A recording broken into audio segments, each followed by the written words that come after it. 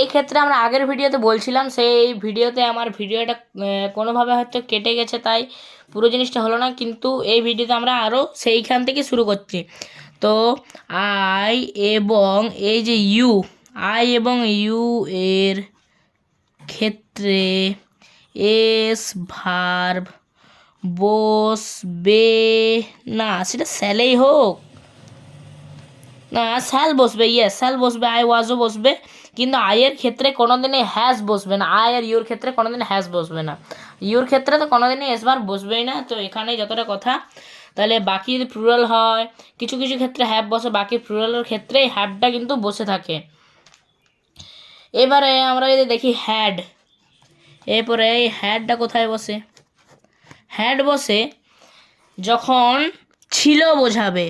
Had যখন ছিল, যখন ছিল বোঝাবে, কি যখন ছিল বোঝাবে তখন হ্যাড বসবে। যেমন এক্সাম্পল সাহায্যে আমরা বুঝি, যেমন এক্সাম্পলের সাহায্যে যদি আমরা বুঝি তাহলে হবে আই হ্যাড আ পেন, আমার একটা পেন ছিল। I had a pen, I had a book. এখানে ভালো করে লেখা যাচ্ছে না, একটু বুঝে নেবে। বলছি আরেকবার বলছি, I had a pen, I had a book. তাহলে আরেকবার বুঝিয়ে দিচ্ছি যে যখন দেখো এখন আমার হাতে পেনটা আছে, এখন আমি বলতে পারি আই হ্যাভ এ পেন্সিল বা আই হ্যাভ এ পেন, কারণ এখন এটা আমার হাতে আছে।